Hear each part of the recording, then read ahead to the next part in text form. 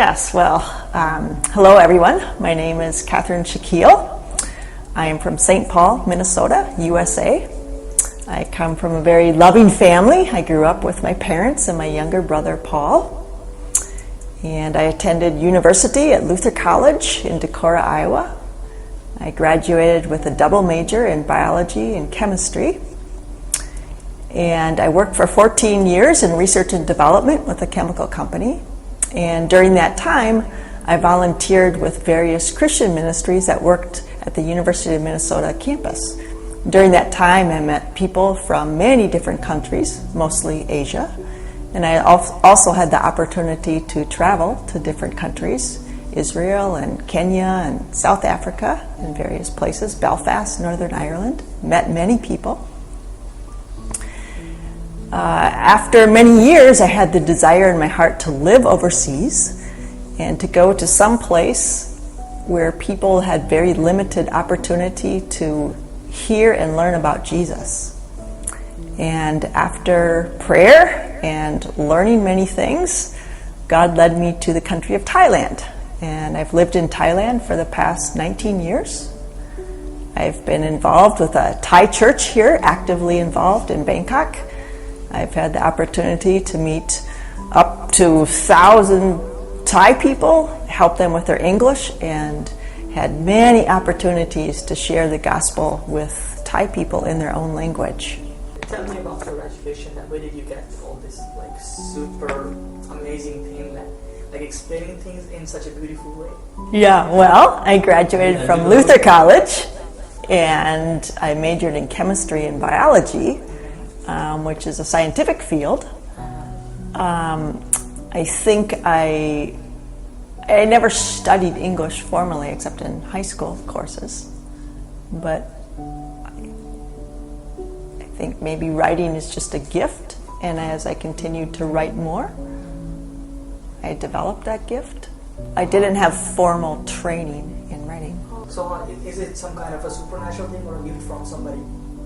Probably, maybe the thing that I remember is from high school. My high school English teacher. We had to write many essays, and he always told us that if you want to write, you have to have something to say. And so when you have something deep in your heart that you want to communicate with people, it's easy to write. And if you don't have something burning in your heart to communicate, it's very difficult to write because you don't know what to say. So I had something in my heart strongly that I wanted to share, the stories from our bicycle trip. And I had it in my mind exactly how I could envision that.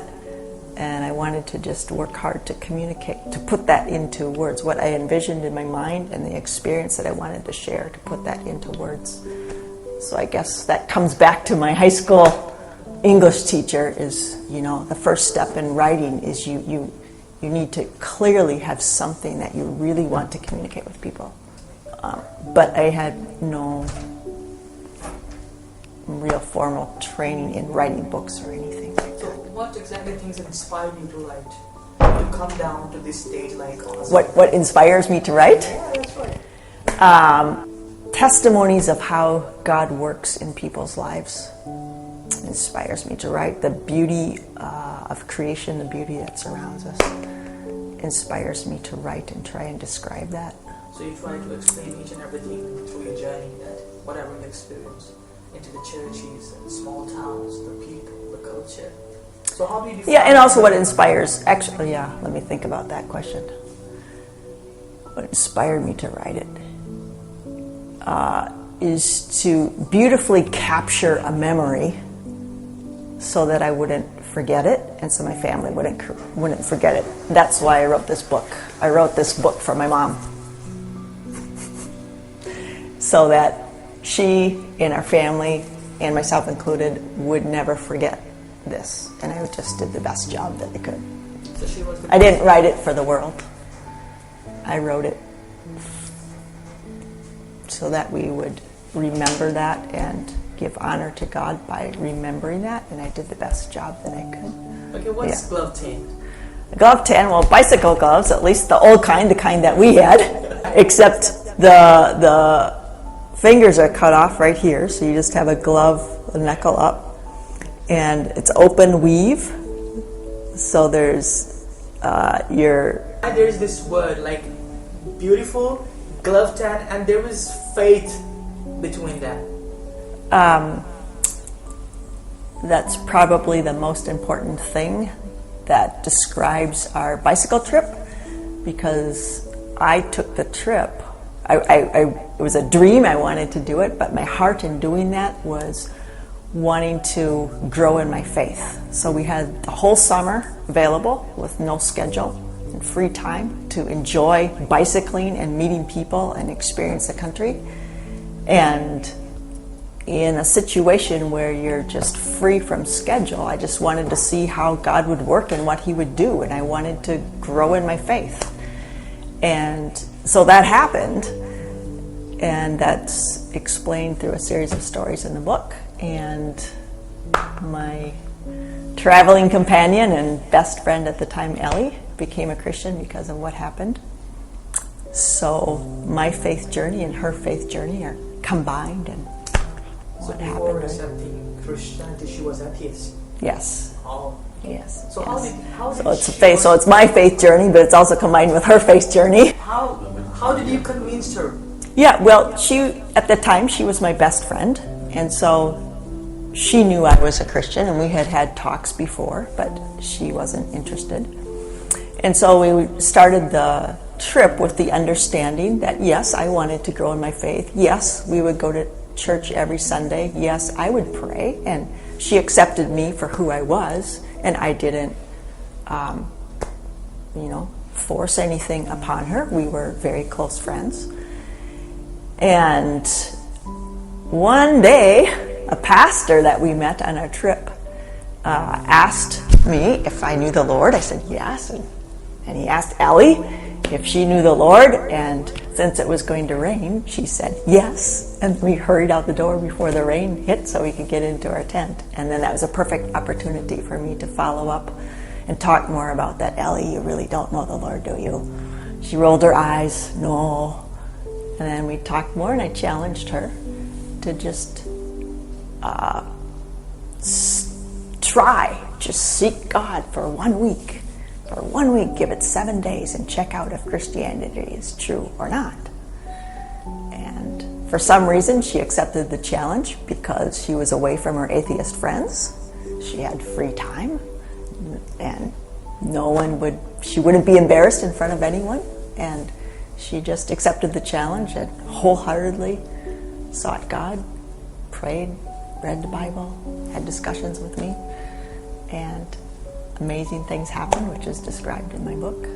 Yeah, at the end of those 7 days, she came. Do you really think that it was God or you who convinced her? I think only the Holy Spirit works in people's hearts to draw people to God. I think we are powerless to do that, but I think we can have an effect on people's lives by what we share. And so certainly my challenge was a strong part of that. I initiated the challenge, and I believe even the Holy Spirit at that moment led me to challenge her to just seek God and give it a try for 7 days only. And if nothing happens, then I won't talk to you about it again. And that's the only person I've ever talked to and what exactly with that challenge. Yeah. What makes her to accept Christ? The first thing that we agreed upon is that she would just pray and ask God, if you're real, show me you're real. And when you're riding along on a bicycle, there's lots of just quiet time and no one to talk to. We talk to each other sometimes, but mostly it's just lonely and you're alone with your thoughts. So she had lots of time to just pray and talk to God. She didn't believe at that time God existed, but she said, okay, I'll just talk to the air. I'll just talk to God and just try that. And she just continually prayed, God, if you're real, show me. God, if you're real, show me. And, if those prayers are sincere, for sure God will answer sincere prayers like that. And so after 2 or 3 days of her praying like that, both of us realized suddenly the upcoming Sunday was Father's Day, and we hadn't purchased Father's Day cards yet. And it was already Wednesday, and we knew that we had to find a town quickly and buy Father's Day cards so we could get it in the mail and hope that our fathers would get it before Sunday, because mail takes, 2-3 days in the U.S. to arrive. And we came to that town, we got our Father's Day cards, and she looked around in the shop and read some cards, looking for our cards, and then we went to the post office to mail the cards. I was writing my card on the post office steps, and Ellie finished, and she was wandering around in front of the post office. And then we're done, and then she came back to me and she said, "Wait, I have to go back to the card shop. Wait a minute." I said, "Okay." So she went back to the card shop, didn't say much, and then we got back on our bicycles and started riding again. And then after a while, the Holy Spirit prompted me, "Catch up to Ellie, ask her what's going on, if anything's been happening." And so then I asked her that, and she said, "Yeah, you'll never believe what happened. Back at the post office, while you were just writing your card, and I was by the street, a man came up to me on a bicycle and started talking to me." And I said, "What are you doing? Where are you going?" And he said, "Oh, every year I bike from Ohio to Maine." And Ellie said, "Why do you do that every year?" He said, "Oh, I'm a bicycling evangelist." And he gave her a tract and shared the gospel with her, and then left. And this had happened, and I didn't see the whole conversation. And he said he came only to me, talked to me only, and then left, like I was his assignment or mission. And then after he left, then she remembered a card that she had read at the card shop. And it was God, it was a card, but it was God talking to people about the beauty in the sunsets and the beauty in the mountains and the flowers is God's communicating himself and his love to his people. And both Ellie and I love creation, love the beauty of the outdoors, and she thought of that and went back and got that card and read again. Started thinking the gospel. He'd only shared with me, and that's exactly what Cathy said. So Cathy's not the only one who believes that. And the card started speaking to her heart. Yeah. And then when we were also riding down, maybe shortly after that, a truck came by.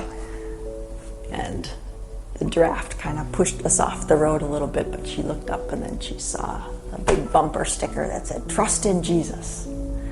So that was a Wednesday, and then that started her really thinking, like, oh, wow, maybe God is real. And keep praying, kept seeking God, reading the Bible, talking more with me. And then finally, the next Monday, we met a pastor and